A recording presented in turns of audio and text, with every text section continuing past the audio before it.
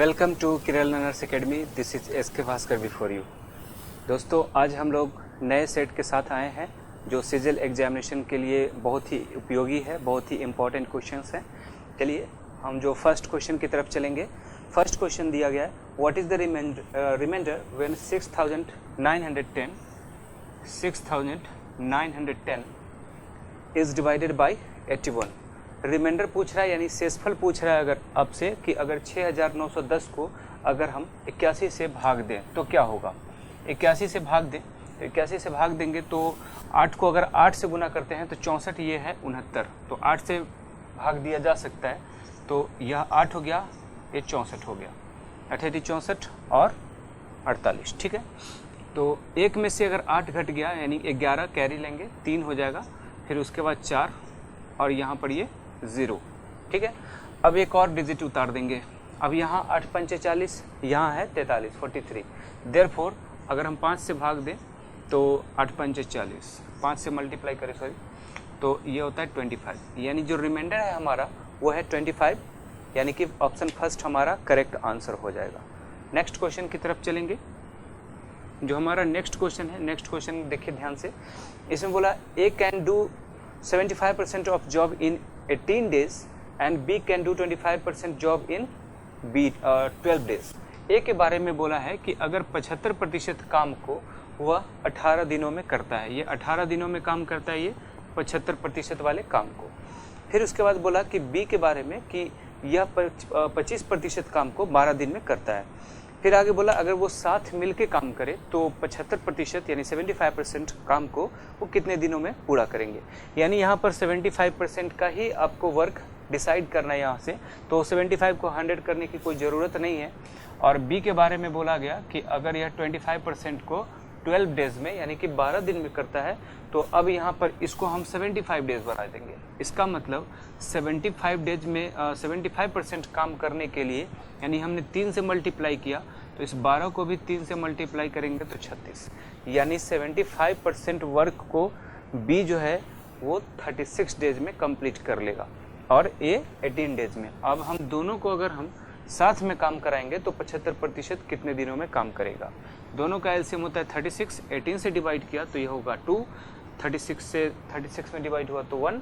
Therefore जो आपको time लगेगा वो 36 में 2 + 1 यानी 3 से डिवाइड करेंगे तो आंसर हमारा आएगा 12 यानी 12। ये 12 आंसर करेक्ट आंसर हो जाएगा। क्लियर। नेक्स्ट क्वेश्चन की तरफ हम लोग चलेंगे। आप लोग वीडियो को पॉज करके और क्वेश्चन बना सकते हैं और क्वेश्चन समझ सकते हैं कि ये क्वेश्चन बना कैसे है। नेक्स्ट क्वेश्चन की तरफ चलेंगे। The area of 4 wall of a cuboid is 57 square metre. मतलब एक घनाभ है जिसके चारों दीवारों का क्षेत्रफल है 57। तो घनाभ के चारों दीवारों का क्षेत्रफल होता है 2 गुने लंबाई जोड़ चौड़ाई और गुना ऊंचाई। ये आपको दे दिया गया है 57। क्वेश्चन ये बोला है कि अगर इसकी लंबाई 5.5 है, मतलब लंबाई 5.5 है। फिर उसके बाद बोला कि चौड़ाई इसकी नहीं दिया गया है और ऊंचाई इसकी 3 दिया गया, तो चौड़ाई क्या है ये पूछा है। तो चौड़ाई को b हमें निकालना है और ऊंचाई दे दिया गया 3, ठीक है। तो 57 अगर हम इससे डिवाइड करें तो 19 × 57 19 हो गया। अगर हम इस 2 से 19 को भाग दे दें तो 9.5 होता है, यानी कि 5.5 + b बराबर हो जाएगा 9.5। ये अगर माइनस हो जाएगा देयरफॉर b = हो जाएगा 4, यानी कि जो चौड़ाई हो जाएगी वो हमारी 4 सेंटीमीटर हो जाएगी। ये हमारा करेक्ट आंसर हो जाएगा। नेक्स्ट क्वेश्चन की तरफ चलेंगे हम। जो नेक्स्ट क्वेश्चन है, at 30% discount on selling price of an article is 1050। मतलब कि 30% की छूट देने पर एक वस्तु का जो सेलिंग प्राइस है वो 1050 है, यानी कि 1050 है। कितना छूट देने पर हुआ है ये आया है, मतलब 30% का छूट देने पर। इसका मतलब ये हुआ कि अगर कोई 100 का सामान होगा, 30% आपने छूट दे दिया, इसका मतलब आपने 70 में बेच दिया उसको। आगे बोल रहा है कि अगर 15% छूट दिया जाए तो उसका विक्रय मूल्य क्या है। यानी कि अगर इसी सामान को अगर हम 15% छूट दे दें तो 85 में बेचना पड़ेगा, ठीक है। तो अब यहाँ ये समझिए कि 70 की वैल्यू यहाँ पर है आपकी 105 पे 1 0, यानी 15 × 105। पता चल रहा होगा कि 1 यूनिट की वैल्यू कितना हो जाएगी यहाँ पर 15, ठीक है, 15 से 105। तो आपसे पूछ रहा है कि 85 की वैल्यू क्या होगी, तो 85 की वैल्यू कितना हो जाएगी, तो 85 का वैल्यू हो जाएगा 15 गुना 85, इसको 85 लिख देते हैं, 15 गुना 85। तो अब हम इसे मल्टीप्लाई करेंगे, तो 85 को 10 से गुना करेंगे तो 850, और 85 को 5 से गुना करेंगे तो 425, यानी 400 और 800 1275, यानी गुना करना आसान है, 1275 हो जाएगा इसका करेक्ट आंसर। इसी तरह से सॉल्व करेंगे। नेक्स्ट क्वेश्चन की तरफ चलेंगे हम। जो हमारा नेक्स्ट क्वेश्चन है, इसमें लिखा गया कि 336 288 336 288, फिर लिखा गया 161। इसका बोला फोर्थ प्रोपोर्शनल क्या होगा, फोर्थ प्रोपोर्शन क्या होगा, यानी कि चतुर्थ अनुपात क्या होगा, ये बोल रहा है। तो जब भी चतुर्थ अनुपात होगा तो मान लेते हैं कि x है चतुर्थ अनुपात, तो पहला मल्टीप्लाई चौथा और बराबर ये हो जाएगा दूसरा मल्टीप्लाई तीसरा। तो इस प्रकार से हमें x का वैल्यू निकालना होगा, तो इन दोनों के मल्टीप्लाई में हमें इससे भाग देना पड़ेगा, डिवाइड करना पड़ेगा। तो 288 मल्टीप्लाई 161 डिवाइडेड बाई 336। अगर हम यहाँ पर दोनों को डिवाइड करें तो दोनों डिवाइड करके देखते हैं कि वो कितना से कटता है। तो ये जो है 12 से जरूर कट जाएगा, डायरेक्ट 12 से ही कर देते हैं। 12 दूना 24, 12 चौका 48, 12 से इसको अगर काटे तो 12 दूना 24, फिर बचता है 9, 12 अठे 96, ठीक है, कट गया। फिर अगर चाहें हम इसे तो 4 से काट सकते हैं, 6 चौका 24, 7 चौका 28, कट गया। 7 से अगर काटें इसको तो 7 दूना 14, 7 21, हाँ 7 21 हो जाएगा, ठीक है। तो 23 को अगर हम 6 से गुना करें, 6 का 18, 6 दूना 12 और 1 13, यानी 138। यानी जब कभी भी चतुर्थ अनुपात की बात करें तो बीच वाला दो लास्ट है, दोनों को मल्टीप्लाई करके पहले वाले से डिवाइड कर देंगे, इसी से हमारा चतुर्थ अनुपात यानी कि फोर्थ प्रोपोर्शनल निकल जाएगा। ये हमारा 138 जो है वो करेक्ट आंसर हो जाएगा। नेक्स्ट क्वेश्चन की तरफ चलेंगे हम। हमारा जो नेक्स्ट क्वेश्चन है 9 and what is the average of all between 9 and 90 which are divisible by 8। Question के अकॉर्डिंग बोला गया कि 9 और 90 के बीच में सभी संख्याओं का औसत क्या होगा जो 8 से विभाज्य है। तो सबसे पहले हम 9 और 90 लिख देते हैं। आपको ये डिसाइड करना है कि 8 से विभाज्य होने वाली कौन सी ऐसी संख्या है जो 9 से बड़ा हो और 90 से छोटा हो। तो 9 से बड़ा 8 दूना 16, 16 है, 16 है पहली संख्या जो 9 से जस्ट बड़ा है, और 11 अठे 88, मतलब एक तरह से 90 से जस्ट छोटा जो संख्या है वो है 88। इस बीच में बहुत सारी संख्याएं हो सकती हैं जो 8 से डिविजिबल होगा। क्वेश्चन बोला कि इसका औसत क्या है, तो औसत होता है पहला मल्टीप्लाई पहला प्लस लास्ट डिवाइडेड बाई 2, क्योंकि जब सबके बीच का डिफरेंस अगर सेम हो, क्योंकि अगर 8 से डिविजिबल है तो सबका बीच का डिफरेंस सेम होगा, जैसे 8 दूना 16, 8 3 24, 8 चौका 32, इस तरह से डिफरेंस सबके बीच का 8 का होगा। तो वैसे में फर्स्ट और लास्ट का जो एवरेज होगा वही टोटल का एवरेज होता है। तो इस प्रकार से average is equal to 16 plus 88 by 2, यानी ये होता है 104 डिवाइडेड बाई 2, इसको लिख सकते हैं हम 52। तो 52 जो होगा वो हमारा करेक्ट आंसर हो जाएगा। क्लियर। नेक्स्ट क्वेश्चन की तरफ चलेंगे। अब जो हमारा नेक्स्ट क्वेश्चन है, क्वेश्चन ये लिखा गया है a trader had 630 kg of rice, he sold a part of it at 15% profit। यानी एक भाग को 630 किलोग्राम टोटल चावल था, जिसके एक भाग को, अब कुछ भी भाग रहा होगा, उसके भाग को वह 15% लाभ पे बेच दिया, और जो दूसरा भाग है उसे 8% लाभ पे बेच दिया गया है, ठीक है। एंड रेस्ट जो है 18% profit, so that he made a total profit of 12%। What much how much rice in KG did he sell at 8% profit. Question के अकॉर्डिंग बोला गया है कि दो तरह का पार्ट में बेचा गया, एक 15% के लाभ पे बेच दिया गया और एक 8% के लाभ पे बेच दिया गया। मान लीजिए ये पहला पार्ट है और ये दूसरा पार्ट है, और टोटल यहाँ पर जो है 12% का लाभ हुआ है। तो एलिगेशन मेथड यहाँ पर लग जाएगा, क्योंकि सिमिलरली अलग अलग इन्फॉर्मेशन दिया हुआ है दो पार्ट का, और एक दोनों का एक तरह से कंबाइंड इन्फॉर्मेशन दिया गया है, तो एलिगेशन लगेगा यहाँ पर। देयरफॉर ये 12% है, माइनस करते हैं हम, 15 में से 12 माइनस किया, देयरफॉर दिस इज 3। अब यहाँ पर 12 में से 8 माइनस किया, देयरफॉर 4, अब यहाँ पर 4:3 के रूप में दोनों को बांटा जाएगा। तो अब यहाँ हमें ये पूछा है कि 8% के लाभ पे बेचा गया था ये वाला, वो कितना था, यानी कि 3 यूनिट की वैल्यू आपसे पूछी गई है और दोनों को अगर प्लस कर दें तो ये 7 यूनिट है। तो 7 यूनिट बराबर 630 है, ये हमें पता है, ठीक है। तो अब आपसे पूछ रहा है 1 यूनिट कितना होगा, तो सच 9 7 63 90 होगा। तो 3 यूनिट कितना होगा, तो 3 को गुना कर देंगे, 9 3 27 यानी कि 270 kg, यानी कि 8% के लाभ पे जो बेचा जाएगा वो 270 kg बेचा जाएगा। क्लियर? इस तरह से हम क्वेश्चन बनाते हैं। नेक्स्ट क्वेश्चन की तरफ चलेंगे। आप वीडियो भी देखते रहिए और पॉज करके खुद भी आप इसको बनाइए कि कैसे ये क्वेश्चन बना है, प्रैक्टिस अच्छी हो जाएगी। और साथ साथ यहाँ भी देखिए। नेक्स्ट क्वेश्चन है A का 50% B है, मतलब A का 50% ये है B। इसका मतलब ये हो गया कि A बराबर 2B, 2 से मल्टीप्लाई कर दिया B को। अब क्वेश्चन ये बोला कि 40 का B प्रतिशत, मतलब 40 का B प्रतिशत कितना है, A का कितना प्रतिशत है। तो A का हाउ मच परसेंट, A का हमें कितना प्रतिशत है हमें ये नहीं पता है। X भी चाहे तो आप मान सकते हैं, नो प्रॉब्लम, ठीक है। तो अब यहाँ से हम चाहे तो इसको काट देते हैं, ठीक है। फिर उसके बाद ये बोला है यहाँ पर B या A का वैल्यू कितना लिखा, 2B लिखा गया है, ठीक है। तो यहाँ पर ये 40 हो गया और गुना B, और इसकी जगह पर लिख देंगे 2BX, B से B कट गया, इससे ये कट गया 20, यानी सही मायने में यह X जो है यह 20% है। 20% का मतलब होता है 20/100 यानी कि 0.2, यानी 0.2% हो जाएगा। ये इसका करेक्ट आंसर होगा, ठीक है। नेक्स्ट क्वेश्चन की तरफ चलेंगे हम लोग। जो हमारा नेक्स्ट क्वेश्चन है, बोला गया इसमें ठहराव छोड़कर ट्रेन की गति जो है वो 120 किलोमीटर प्रति घंटा है। Excluding stoppage the speed of train is 120 kilometre per hour, including stoppage it is 50 kilometre per hour. और स्टॉपेज के साथ यह 50 किलोमीटर प्रति घंटे की चाल से चल रही है। तो ट्रेन प्रत्येक घंटे कितने मिनट रुकती है, ये आपसे पूछा जा रहा है। देखिए जो सिंपलेस्ट मेथड है उस मेथड से हम लोग चलते हैं। सबसे पहले 120 और 50, जो 120 और ये 50 चल रहा है, इसका हम लोग एलसीएम चाहे तो ले लेते हैं।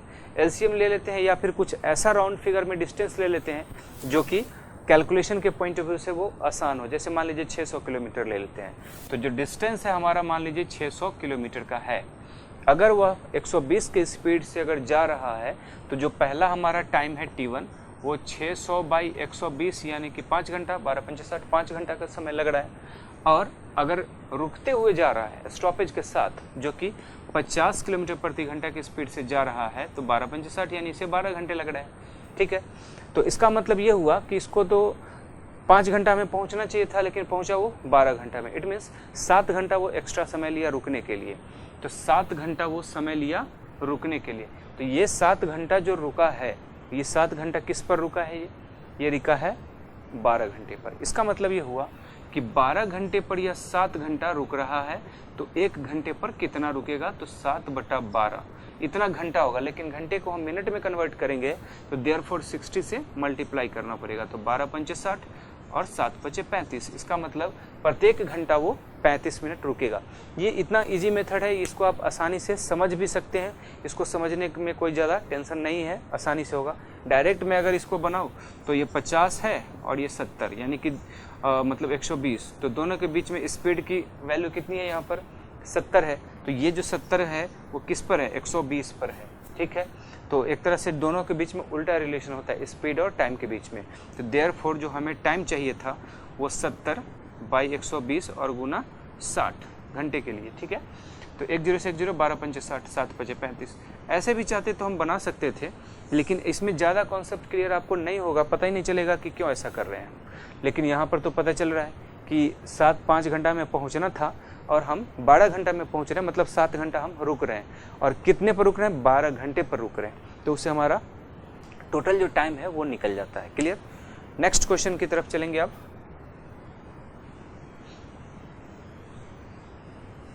जो हमारा नेक्स्ट क्वेश्चन है, नेक्स्ट क्वेश्चन में देखिए इसमें लिखा है the simple interest and compound interest that can be earned in 2 years at the same rate at the same price are Rs 4000 and 4 1180 respectively what is the rate of percent in interest. Clear. Question के according दिखा गया कि 2 वर्ष में समान धनराशि है जो अर्जित होने पर साधारण ब्याज 4000 हो जाता है और चक्रवृद्धि ब्याज 4180 हो जाता है, तो ब्याज की दर क्या है। तो सबसे पहले ये समझेंगे कि 2 साल में अगर 4000 की राशि हो जाती है सिंपल इंटरेस्ट, तो देयरफॉर 1 साल में यह 2000 हो जाएगी, ये हमें पता है। और ये भी पता होना चाहिए कि पहले साल के लिए सिंपल इंटरेस्ट और कंपाउंड इंटरेस्ट दोनों सेम होता है। तो इस प्रकार से जो कंपाउंड इंटरेस्ट में चलेंगे तो पहले साल ये 2000 रुपया ही होगा, तो दूसरे साल टोटल अगर 4180 है तो दूसरे साल 2180 रुपया होगा। इसका मतलब ये बढ़ा कितना, 180 बढ़ा, और ये 180 बढ़ा किस पर, 2000 पे बढ़ा। इसका मतलब रेट परसेंट डायरेक्ट चाहे तो यहाँ से भी निकाल लेंगे, पता चल रहा है 9%, 9 दूना 18, या 8% बराबर निकालेंगे तो 180 और 2000 गुना 100%, 00 से 00, 10 से 10, ये कटेगा 9 टाइम। देयरफॉर जो 9% होगा ये रेट ऑफ इंटरेस्ट होगा, ये इसका करेक्ट आंसर हो जाएगा। क्लियर। चलिए अब हम लोग नेक्स्ट क्वेश्चन की तरफ चलते हैं।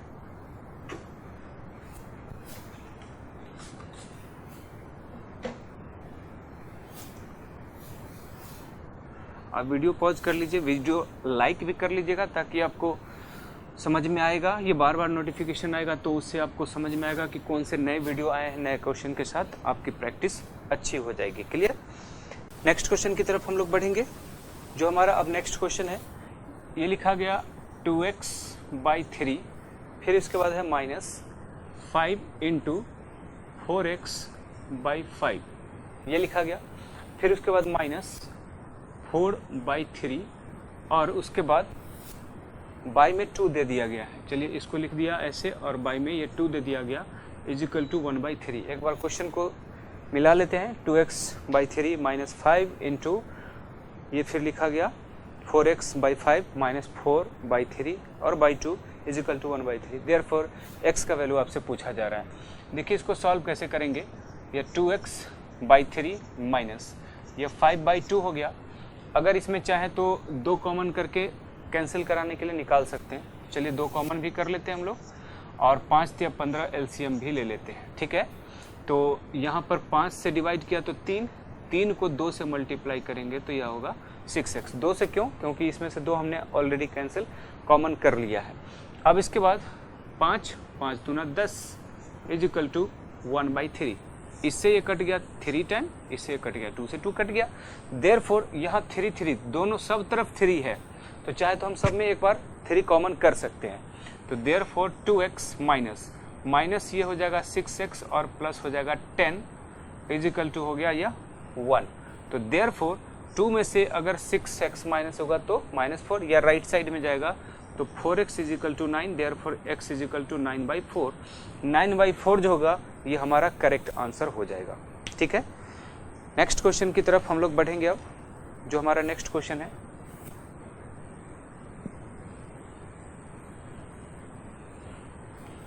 नेक्स्ट क्वेश्चन है हमारा a³ + b³ = 28। a³ + b³ = लिखा 28 और फिर लिखा a + b = 4। देयरफॉर ab का मान क्या है, ab का वैल्यू क्या है, ये आपसे पूछा जा रहा है। सबसे पहले आप ये समझिए कि अगर a को 3 मान लिया जाए, b को 1, दोनों में से किसी को भी मानने के लिए आप स्वतंत्र हैं, क्योंकि यहाँ पर a और b के बारे में कोई कंडीशन नहीं दिया गया। तो 3 और 1 का जो प्लस होता है ये 4 होता है। 3 का क्यूब ये होता है 27 और 1 का क्यूब कितना होता है, ये होता है 1। तो दोनों जोड़ेंगे तो 28, जो कि पहला और दूसरा दोनों कंडीशन सेटिस्फाई कर रहा है। देयरफॉर आपको पूछ रहा है कि a और b का मल्टीप्लाई क्या होगा, यानी 3 × 1 = 3, यानी कि 3 इसका करेक्ट आंसर हो जाएगा। क्लियर। नेक्स्ट क्वेश्चन की तरफ चलेंगे। नेक्स्ट क्वेश्चन क्या है, एक भिन्न का 6 गुना उस भिन्न के व्युत्क्रम के 7 गुना से 11 अधिक है। तो कोई भी फ्रैक्शन, मान लेते हैं फ्रैक्शन x है, ठीक है, इस फ्रैक्शन का अगर हम 6 गुना कह रहा है तो इसको हम 6 से मल्टीप्लाई कर दें और उसी भिन्न का व्युत्क्रम मतलब 1/x इसका 7 गुना, तो इसको हम 7 से गुना कर लें। ऑप्शन मेथड से भी जा सकते थे, लेकिन ये ऑप्शन फ्रैक्शन वाला है इसलिए उसमें जाने की जरूरत नहीं है, काफ़ी टाइम ले लेगा वो। तो इसलिए x वाला मान करके हम लोग बना रहे हैं। तो उसके व्युत्क्रम का रेसिप्रोकल का 7 से गुना कर दिया, तब भी यह 11 ये अधिक है। इसका मतलब 11 इसमें अगर हम जोड़ दें तो बराबर हो जाएगा, x से मल्टीप्लाई कर लेते हैं, 6 square is equal to 7 plus ये होगा 11x। क्लियर?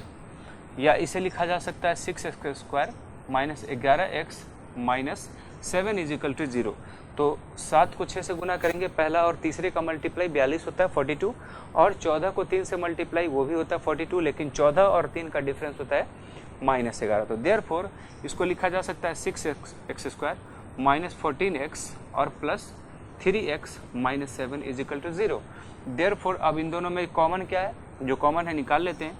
2x कॉमन हुआ तो 3x माइनस 7, यहाँ 1 होगा तो 3x minus 7 is equal to 0। 3x minus 7 या फिर 2x plus 1 is equal to 0, तो x इज इक्वल टू यहाँ -1/2 या 7/3। तो जो फ्रैक्शन है ये एक तरह से यहाँ पर माइनस में तो कोई है नहीं, ये सारा पॉजिटिव नंबर है, तो 1/2 जो है माइनस में, इसको हम इग्नोर करेंगे। जो हमारा करेक्ट आंसर होगा वो 7/3 होगा, option second. Clear? Next question की तरफ चलेंगे अब हम।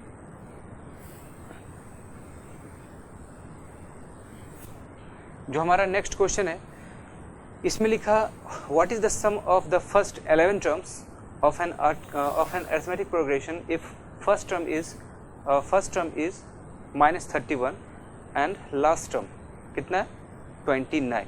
तो इसमें बोला कि पहले 11 पदों का योगफल आपको बताना है। यदि उसका पहला पद -31 है और अंतिम पद उसका 29 है तो योगफल क्या होगा। तो आपको पता होना चाहिए सम का फॉर्मूला होता है n/2 first term plus last term. Direct ये फार्मूला बेस्ड क्वेश्चन है। तो 11 टर्म है यानी 11/2, और जो पहला टर्म है यहाँ पर लिखा -31 और अंतिम वाला कितना लिखा है 29, तो ये हो गया 29। दोनों का 29 में से अगर 31 माइनस होगा -2, तो इसका मतलब 11 -2 2 से कट गया यानी कि -11। जो सम होगा समेशन पूरे टर्म का वो -11 यानी ऑप्शन सेकेंड करेक्ट आंसर होगा। नेक्स्ट क्वेश्चन की तरफ चलेंगे। क्वेश्चन में ये लिखा गया है what is the reflection of the point -1 5 in the line x is equal to 1। अब x एक्सिस y एक्सिस खींच लेते हैं। अब यहाँ पर बोला कि x is equal to 1, x is equal to 1 जो होगा ये y एक्सिस के पैरेलल होगा, और x इज इक्वल टू 1 लिखा, इसका मतलब पॉजिटिव डायरेक्शन यानी कि धनात्मक दिशा में x इज इक्वल टू 1, ये हो गया y एक्सिस के पैरेलल। और आपका जो पॉइंट दिया -1 और 5, तो मान लीजिए ये 1 है, इधर से इधर ये मान लीजिए 1 है, तो माइनस की तरफ ये माइनस है, इधर सब प्लस है, ठीक है। और मान लीजिए यहाँ पर कोई 5 होगा तो -1 और 5। तो अब इसका रिफ्लेक्शन पूछ रहा है। तो सबसे पहले ये जो डिस्टेंस कवर कर रहा है, कितना डिस्टेंस कवर कर रहा है, ये एक कवर कर रहा है और ये फिर एक, यानी टोटल 2 डिस्टेंस कवर कर रहा है। तो इसका मतलब इसका रिफ्लेक्शन जो होगा, जितना ऑब्जेक्ट की जो डिस्टेंस होगी उतने ही डिस्टेंस उसका इमेज का होता है। तो देयरफॉर इमेज जो बनेगा वो यहाँ पे बनेगा। तो अगर यह टोटल डिस्टेंस है तो ये भी टोटल डिस्टेंस है, दोनों में 2 2 है। तो x में हम जो यहाँ पर x इज इक्वल टू 1 था उसमें हम +2 इसमें ऐड कर देंगे, इस वाले में 1 में, क्योंकि 1 के बाद यहाँ पर 2 डिस्टेंस है। देयरफॉर x का वैल्यू यहाँ पर 3 आएगा, और 5 जो है वो तो सेम ही रहेगा, तो 5 तो सेम ही रहेगा। तो इसका मतलब 3 5 जो होगा इसका इमेज हो जाएगा, यानी ऑप्शन थर्ड जो होगा ये करेक्ट आंसर हो जाएगा। नेक्स्ट क्वेश्चन की तरफ चलेंगे। जो हमारा नेक्स्ट क्वेश्चन है, क्वेश्चन ये लिखा गया है कि एक ट्रायंगल है, उस ट्रायंगल में सारे कोऑर्डिनेट्स दिए गए हैं और सेंट्रॉइड का आपका यहाँ वैल्यू पूछ रहा है कि वर्टिसेस दिए गए हैं, सभी वर्टेक्स का कोऑर्डिनेट दिया गया, तो आप सेंट्रॉइड का कोऑर्डिनेट क्या होगा ये बता रहा है। सबसे पहले हम एक ट्रायंगल खींच लेते हैं। ये ट्रायंगल है ABC एक ट्रायंगल हुआ। इसमें अब यहाँ पर A का कोऑर्डिनेट है 1 - 5 और B का जो कोऑर्डिनेट है -4 0 और C का जो कोऑर्डिनेट है वो 3 - 4, ये है 3 - 4। सेंट्रॉइड कहीं पर होगा, मान लीजिए G है सेंट्रॉइड का कोऑर्डिनेट, तो देयरफॉर G का जो कोऑर्डिनेट होगा तो इन सभी पॉइंट्स का एक तरह से देखा जाए तो एवरेज निकालना होता है। एवरेज निकाल देंगे, यही आपका आंसर है। यानी कि 1 x वाले के लिए 1, फिर x वाले के लिए -4, तो -4 और x वाले के लिए +3 और बाई में 3, और y के लिए हमें -5 चाहिए, -5, फिर उसके बाद +0 और -4 बाई में 3। तो ये जो वैल्यू होगा ये दोनों जोड़ के हुआ 4, 4 में से 4 माइनस हुआ 0, यानी कि फाइनली ये 0 हुआ। उसके बाद 5 4 9, 9 में -9 में 3 से भाग देंगे तो 3, यानी कि 0 और -3 जो होगा ये हमारा करेक्ट आंसर होगा, सेंट्रॉइड का कोऑर्डिनेट हो जाएगा। नेक्स्ट क्वेश्चन की तरफ चलेंगे।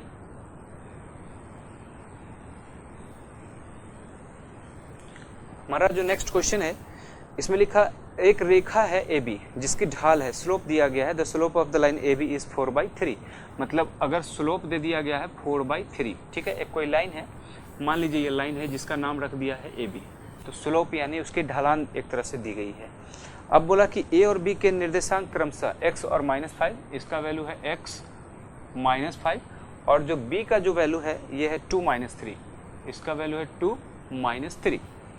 तो अब ये बोला x का मान क्या है, तो जब दो कोऑर्डिनेट हो तो उसका जो स्लोप निकलता है, स्लोप का फॉर्मूला होता है y2 - y1, यानी कि -3 और माइनस उसमें से करना है -5 और 2 में से माइनस करना है x, ठीक है। ये हमारा इस तरह से बनाना है।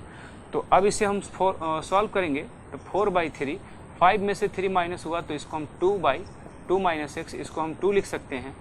मल्टीप्लाई कर लीजिए आप, तो 2 को 2 से मल्टीप्लाई करेंगे तो 4 - 2x = यह होता है 3।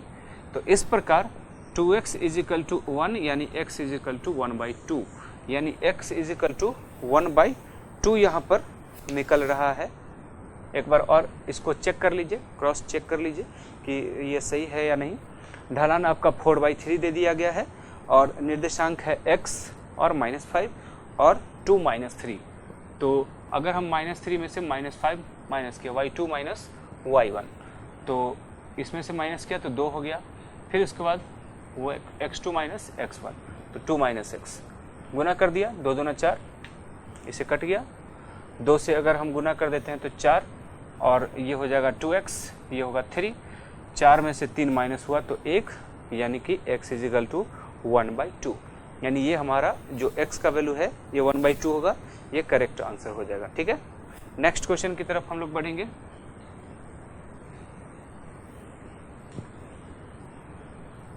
नेक्स्ट क्वेश्चन लिखा गया, त्रिभुज ABC की भुजा है, ट्रायंगल है, इसमें D and E are the points on the side AB and AC of triangle ABC। मतलब एक ट्रायंगल ABC है, पहले ABC एक ट्रायंगल खींच लेते हैं हम, ये ABC एक ट्रायंगल है, ठीक है।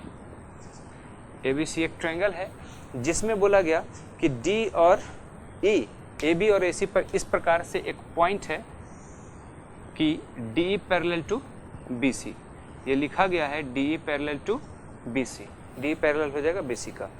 देयरफॉर अब लिखा कि AD is to BD = 1/4, AD is to BD = 1:4।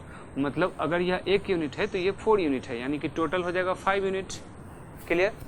अब क्वेश्चन में ये बोला गया है कि रेशियो पूछ रहा है इसमें कि ADE का क्षेत्रफल अगर 6 है, यानी ऊपर वाला ADE का क्षेत्रफल अगर 6 है, तो अब इसमें बोल रहा है कि ट्रेपेजियम है, what is the area of the quadrilateral BDEC, मतलब BDEC, मतलब इस वाले पोर्शन का एरिया आपसे पूछा जा रहा है। सबसे पहले आप इसको करेंगे क्या कि अगर रेशियो पूछ रहा है तो इसमें एरिया की कोई ज़रूरत ही नहीं है।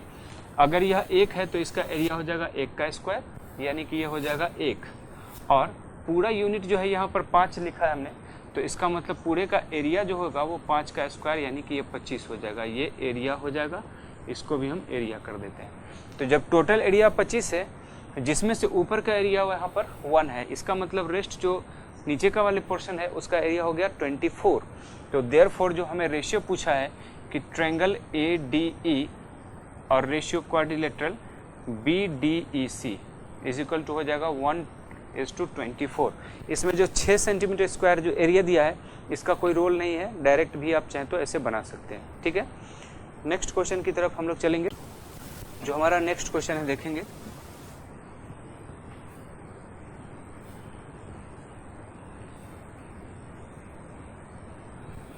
नेक्स्ट क्वेश्चन है, इसमें लिखा 1/√2 cot 30 डिग्री। क्वेश्चन लिखा 1/√2 cot 30 डिग्री, फिर उसके बाद लिखा प्लस 1/√3 और cosec 60 डिग्री। cosec 60 degree. एक बार क्वेश्चन चेक कर लीजिए, 1/√2 cot 30 plus 1/√3 cot cosec 30 degree. Therefore इसका वैल्यू आपसे पूछ रहा है कि मान इसका क्या होगा, तो ये होगा 1/√2। ठीक है, cot 30 डिग्री का वैल्यू कितना होता है, इसका वैल्यू होता है √3 और 1/√3 cosec 60 डिग्री। cosec 60 का मान कितना होता है 2/√3। जब अगर इसे हम सॉल्व करें तो ये दोनों मल्टीप्लाई होकर के तो 3 हो जाएगा। अब 3 और √2 दोनों का मल्टीप्लाई होगा 3√2। जब इसे डिवाइड किया तो 3 यानी कि 3√3 और ऊपर हो जाएगा 2√2, यानी ये हमारा करेक्ट आंसर हो जाएगा 3√3 प्लस 2√2/3√2। ये पहला ऑप्शन होगा, ये करेक्ट आंसर है। क्लियर। नेक्स्ट क्वेश्चन की तरफ चलेंगे।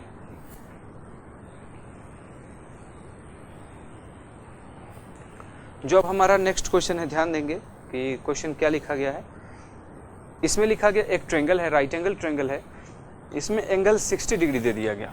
चलिए पहले इसको हम एंगल बना लेते हैं कि एंगल ए के बारे में। मान लीजिए एंगल ए है, उसके बाद एक और एंगल बोल रहा है कि बी पर यह समकोण है, यानी बी पर यह राइट एंगल है 90, तो इसका मतलब सी जो होगा वो 30 होगा, क्योंकि ये 60 इसके बारे में बोल रहा है, ए के बारे में 60 बोल रहा है। अब क्वेश्चन ये पूछ रहा है कि 2 sec c मतलब 2 sec c, फिर उसके बाद मल्टीप्लाई 1/2 sin a। ये आपका क्वेश्चन है, इसका वैल्यू आपको बताना है। देयरफॉर 2 मल्टीप्लाई sec c का वैल्यू कितना है 30 डिग्री, यानी कि एक तरह से चलिए मैं यहाँ पर इसको एक बार लिख देता हूँ, और मल्टीप्लाई 1/2 sin 60 डिग्री। तो sec 30 डिग्री का मान कितना होता है, sec 30 डिग्री का मान होता है 2/√3। ठीक है, तो एक तरह से इसको हम वैल्यू पुट कर देंगे, 2 गुना 2/√3 गुना 1/2, फिर उसके बाद गुना। ठीक है, उसमें sin 60 का वैल्यू कितना होता है √3/2, तो √3/2, √3 से √3, 2 से 2, 2, 2 सभी कट गए, ऊपर भी 2 बार 2, नीचे भी 2 बार, तो यहाँ पर 1 आंसर होगा, ऑप्शन 3 करेक्ट आंसर हो जाएगा। क्लियर। नेक्स्ट क्वेश्चन की तरफ फिर बढ़ेंगे। जो हमारा नेक्स्ट क्वेश्चन है, इसमें लिखा गया tan theta is equal to 7/24, यानी कि tan theta is equal to 7/24। तो आपको पता है ट्रिगोनोमेट्रिक फंक्शन में यह p/b होता है, यानी कि परपेंडिकुलर बाई बेस। अब इसमें पूछ रहा है कि cosec थीटा का मान क्या है, यानी cosec थीटा का मान, तो इसका वैल्यू कितना होता है h/p। आपको याद रखना चाहिए कि पाइथागोरस ट्रिपलेट भी होता है कुछ p/b/h। अगर मान लेते हैं कि p अगर आपका 7 है, b आपका 24 है, ये दोनों आपस में बदल भी सकता है, कोई फर्क नहीं पड़ता है। बेस परपेंडिकुलर 24 हो सकता है और बेस यहाँ पर 7 भी हो सकता है, लेकिन इन दोनों कंडीशन में हाइपोटेन्यूज जो होगा वो हमेशा 25 ही होगा, यानी कि 7, 24 और 25 जो होता है वो पाइथागोरस ट्रिपलेट होता है। ठीक है, तो h का वैल्यू 25 और p का वैल्यू है 7, यानी cosec थीटा का वैल्यू हो जाएगा 25/7। ये हमारा करेक्ट आंसर हो जाएगा। नेक्स्ट क्वेश्चन की तरफ बढ़ेंगे।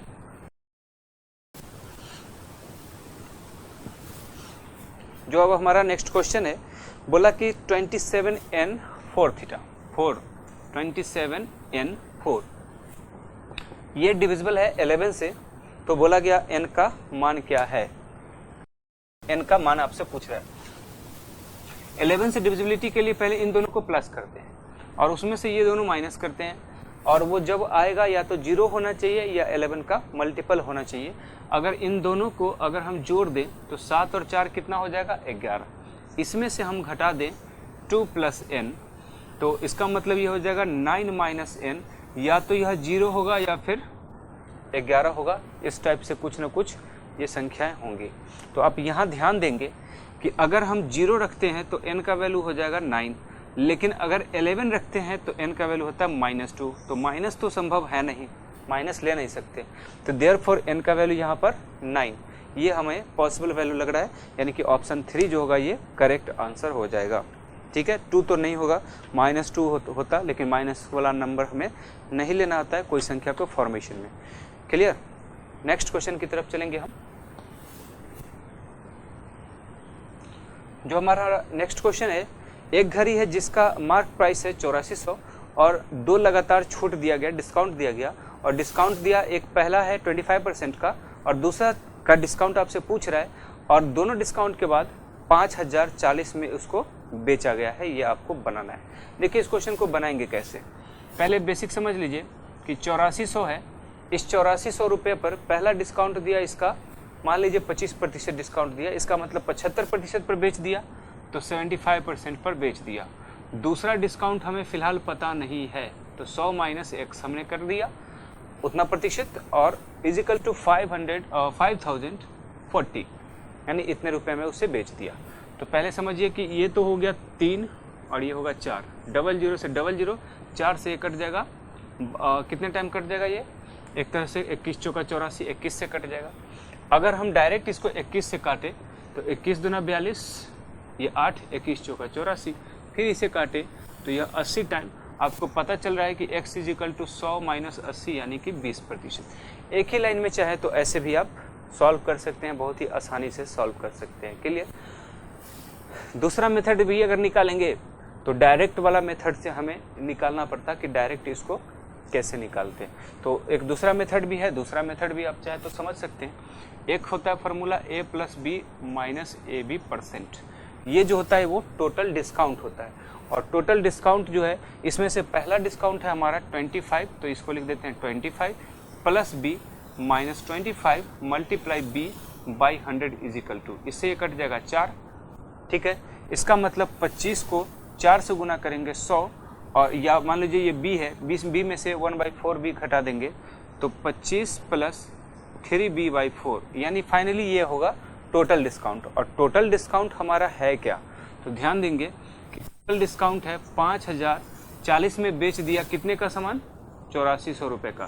तो इसका मतलब इसमें छूट कितना मिला होगा, तो छूट देखिए इसमें कितना मिला होगा, 8400 है, 8400 में से अगर हम 5000 घटा ले तो 3400, और 3400 और उसमें हम 40 जोड़ दें एक तरह से, तो ये कितना हो जाएगा, ये हो जाएगा 3360।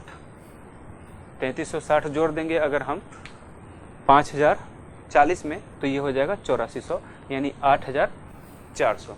तो जो डिस्काउंट दिया गया है ये डिस्काउंट है 3360, और टोटल पर कितने पर, 8400 पर, और मल्टीप्लाई 100%, ये टोटल डिस्काउंट हुआ यहाँ।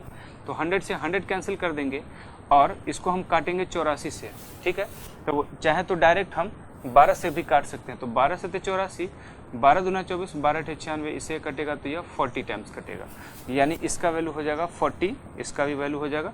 या अगले स्टेप में अगर यह 40 होता तो 25 माइनस होता, तो ये हो जाता कितना, 15, तो 3 × 5 = 15, तो b = 5 का 20%। तो इस मेथड से भी निकालेंगे, लेकिन देखिए ये मेथड थोड़ा लेंदी हो गया। ठीक है, उससे ज़्यादा अच्छा है कि एक ही मेथड से आप डायरेक्ट निकाल देंगे, ये आसानी से बन जाएगा। ठीक है, नेक्स्ट क्वेश्चन की तरफ हम लोग चलेंगे।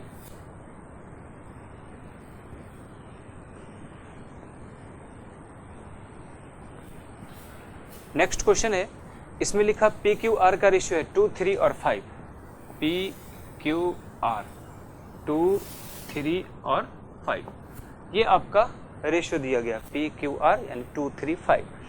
अब इसमें लिखा कि then what is the value of P + Q, यानी आपसे पूछ रहा है P + Q, Q + R और R + P। इसका रेशियो आपसे पूछ रहा है यहाँ पर कि इसका वैल्यू क्या है। तो ध्यान देंगे, P को 2 मानेंगे, Q को 3 मानेंगे, R को हम 5 मानेंगे। ठीक है, तो इस हिसाब से रेशियो P मतलब हुआ 2, Q मतलब 3, उसी प्रकार Q मतलब 3 तो R का मतलब 5, R का मतलब 5 तो P का मतलब 2, तो ये हो जाएगा 5 अनुपात 5, 3, 8 अनुपात 7, यानी 5:8:7। जो फर्स्ट ऑप्शन होगा वो हमारा करेक्ट आंसर हो जाएगा। ठीक है, नेक्स्ट क्वेश्चन की तरफ हम लोग बढ़ेंगे। नेक्स्ट क्वेश्चन देखिए क्या है आपका नेक्स्ट क्वेश्चन। बोला गया average age of 20 students is 21 years, 2 students leave the group and 1 new student join the group. फिर बोला the average now becomes 20 years if age of 1 students who left the group is 26 years and 1 joined is 20 years, then what is the age of the other students who left the group. Question में बोला कि 20 छात्र है जिसके total औसत है 21, तो 20 छात्र का औसत है 21। अब उसमें बोला 2 छात्र जो है वो समूह छोड़ के चला गया और 1 छात्र फिर आ गया वापस, दूसरा कोई वापस आया, तो अब औसत हो जाता है 20। इसका मतलब औसत घट गया, एक का औसत घट रहा है। और तब उसके बाद बोल रहा है कि एक जो है 26 वर्ष का जो छोड़ के गया, दूसरा कितने साल का गया है वो बता रहा है, और शामिल जो हुआ है ये आया है 20 साल का। तो यानी कि मान लीजिए कुछ देर के लिए जो गया वो 26 साल का था, और एक और जो गया हमें पता नहीं, और जो आया वो 20 साल का था। ठीक है, तो जो जाएगा उसको दोनों को हम प्लस कर लेते हैं, उसमें से जो वापस आया है या दूसरा आया है उसको हम माइनस करते हैं। तो ये जो बराबर होता है वो टोटल इफेक्ट हुआ। तो टोटल इफेक्ट क्या हुआ, एक यहाँ पर एक तरह से घट गया, जो आपका जो एक तरह से देखा जाए तो औसत घट गया, पहले 21 था तो अब 20 हो गया, इसलिए इन दोनों को प्लस कर रहे हैं और इसके माइनस करें, क्योंकि हम यहाँ प्लस लेने जा रहे हैं। अगर इसको माइनस लेते तो यहाँ उल्टा डिवीजन हम फिर कर सकते थे। तो ये जो एक घटा है टोटल 20 स्टूडेंट पे घटा है, इसका मतलब टोटल 20 का फर्क आ गया। तो 20, ये वाला 20 इधर साइड में जाएगा, या ये मान के चलेंगे कि 26 में से 20 घट गया तो 6 हुआ, तो देयरफॉर x बराबर 20 में से 6 माइनस करेंगे, देयरफॉर 14। यानी जो दूसरा स्टूडेंट्स जो गया था जिस एज का, उसका और एज जो था, उम्र जो था वो 14 साल था। ये करेक्ट आंसर होगा। तो इस वीडियो को पॉज करके आप इसको बार बार प्रैक्टिस भी कर सकते हैं और देख भी सकते हैं कि ये क्वेश्चन कैसे बना, और आप खुद से भी बना सकते हैं। तो आप कमेंट जरूर करें कैसा लगा ये वीडियो, और साथ साथ आप इससे प्रैक्टिस भी अच्छी बनी रहेगी। आप फीडबैक देंगे तो अब हम लोग कुछ और नए नए वीडियो डालेंगे। ठीक है, और चैनल सब्सक्राइब कर लीजिए अगर आपने चैनल सब्सक्राइब नहीं कर लिया है, ताकि समय समय पे अपडेशन मिलता रहे। Thank you for watching me.